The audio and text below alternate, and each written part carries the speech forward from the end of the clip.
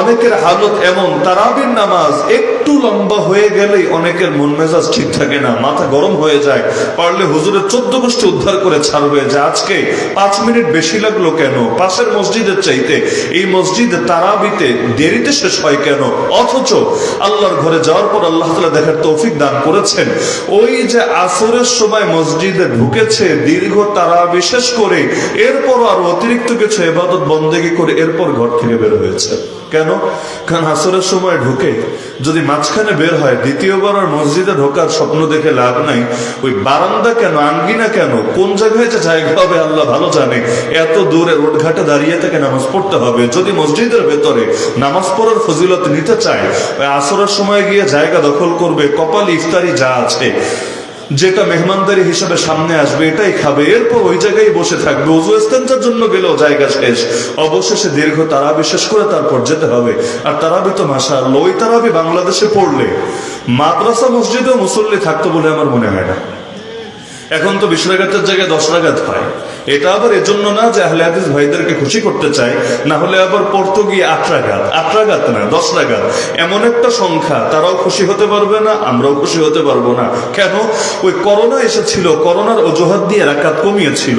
Corona যদিও চলে গেছে, কিন্তু কারো ভেতরে অ্যালার্জি থাকলে চুলকানি তো আর সহজে দমন হয় না। এখন মক্কা মদিনার ইমামদের ভেতরে তো আর সমস্যা না, কিন্তু যারা দেশ চালায় অনেকের অ্যালার্জি এখনো দমে নাই। সুযোগ যেহেতু একটা পেয়েছে, আর যেই কয় বছর চালানো যায় ধাক্কা দিয়ে চালাবে। এখনো কোনো অফিসিয়াল আইন হয় নাই, কোনো নিয়ম পাল্টায় নাই, খালি বলছে ওই ভাইরাসের কারণে যেহেতু রাকাত কমানো হয়েছে, একটু পরিস্থিতি স্বাভাবিক হোক, আবারও 20 রাকাত করা হবে। তো 20 রাকাত, 10 রাকাত তারাবি, 3 রাকাত হলো বেতের, সব মিলিয়ে হলো 13 রাকাত। তো দেখা যায় 13 রাকাত পড়তেই এত লম্বা সময় লাগে, আমাদের 20 রাকাতও এর চাইতে দ্রুত শেষ হয়ে যায়। আল্লাহ মাফ করুন, আল্লাহ ক্ষমা করুন। তো দিলের মধ্যে মহাব্বত থাকলে জটিল থেকে জটিল জিনিসও সহজ, আর দিলে মহাব্বত না থাকলে সহজ থেকে সহজ বিধানগুলো বড় কঠিন। যেমন আল্লাহ নামাজের কথা বলে বান্দাকে বললেন, ওয়াকিমুস সালাতা ওয়া আতুজ যাকাতা ওয়ারকাউ মা'আর রাকিঈন আতা'মুরুনা আন-নাসা বিল বিররি ওয়া তানসাউনা আনফুসাকুম ওয়া আনতুম তাতলুনাল কিতাব আফালা তা'কিলুন। আল্লাহ প্রথমে নামাজের কথা, অন্যান্য বিধানের কথা বলে বলে কিছু পরে গিয়ে বললেন, শোনো, আদেশ তো অনেকগুলাই দিলাম, কিন্তু মনে রাখবা ওয়াস্তাঈনু বিস-সাবরি ওয়াস-সালাহ ওয়া ইন্নাহা লাকাবীরা ওয়া ইন্নাহা লাকাবীরা ইল্লা আলাল খাশিঈন। তোমরা আল্লাহর সাহায্য পেতে চাইলে সাহায্য নামাজের মাধ্যমে এবং ধৈর্যের মাধ্যমে আদায় করতে হবে। তবে এই নামাজ কোনো সহজ ব্যাপার না। নামাজ এবং সবরের মাধ্যমে আল্লাহর সাহায্য কামনা করা সহজ কোনো বিষয় না, এটা বড় কঠিন, বড় ভারী, বড় গুরুতর।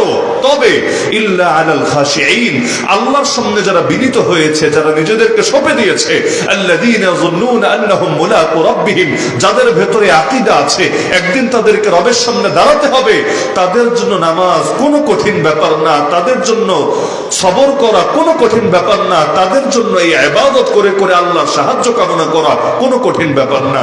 একদিকে আল্লাহই বললেন নামাজ কঠিন, আর একদিকে আল্লাহই বললেন তবে সবার জন্য কঠিন না। তাহলে কার জন্য কঠিন? যার দিলে আল্লাহর মহব্বত নাই, যার দিলে আল্লাহর সামনে একদিন দাঁড়াতে হবে ওই আকীদা নাই, তার জন্য বড় জটিল।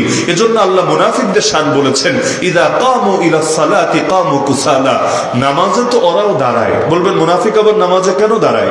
এটা বাংলাদেশে বসে বুঝবেন না, কিন্তু কোন জায়গায় যদি ইসলামের রাষ্ট্র ব্যবস্থা থাকে, সেখানে কেউ মুসলিম পরিচয় ধারণ করবে কিন্তু নামাজ পড়বে না, এটা কল্পনাও করা যায় না। বলবেন কেন? মুসলিম পরিচয় ধারণ করে নামাজ না পড়লে কি হবে? নামাজ না পড়লে হানাফি মাযহাবের ফতোয়া অনুসারেও তাকে ধরে জেলখানায় নেওয়া হবে, আর হাম্বলি মাযহাবের ফতোয়া অনুসারে ওরে মৃত্যুদণ্ড দিয়ে কবরস্থানের টিকিট ধরিয়ে দেওয়া হবে। কেন? কারণ যে ইচ্ছাকৃতভাবে নামাজ ত্যাগ করবে, হাম্বলি মাযহাবের লোকেরা তারে মুসলমানে মনে করবে না, তাদের ফতোয়া হলো ফাকাদ কাফারা, সে কাফের হয়ে গেছে, সে তার ঈমানই বরবাদ হয়েছে। হানাফি মাযহাবের মতে যদিও কাফের হয় নাই, কিন্তু এমন পাপী হয়েছে, ওকে যদি সমাজে রাখা হয় এই ভাইরাস অন্যদের মধ্যেও ছড়াবে, লোকের মধ্যে বেনামাজি হওয়ার একটা আশঙ্কা তৈরি হবে। এখন অপরাধের জন্য শাস্তি যদি দেওয়া না হয়, অপরাধ ধীরে ধীরে বাড়তেই থাকে। আরে তনুকে যখন হত্যা করা হয়েছিল, যদি সেই ধর্ষণের বিচার হতোই বাংলাদেশে, তাহলে আজকে আসিয়াকে লাশ হতে হতো না নির্মম ভাবে। এমনকি সেই বরগুনার মধ্যেও মেয়ে ধর্ষিত হওয়ার কারণে বাপ তার পক্ষে মামলা করার কারণে সেই বাপের লাশ পাওয়া যেত না। মামলা কেন করেছে ধর্ষিতা মেয়ের পক্ষে? এজন্য তার লাশ পাওয়া যেত না জঙ্গলের ভেতরে। তো দেখা যাচ্ছে অপরাধ যদি হতে থাকে কিন্তু অপরাধের জন্য সাজা না দেওয়া হয়, আইনের শাসন কায়েম না করা হয়, তাহলে দিনকে দিন সমাজটা ধীরে ধীরে জানোয়ারের সমাজে পরিণত হতে থাকে।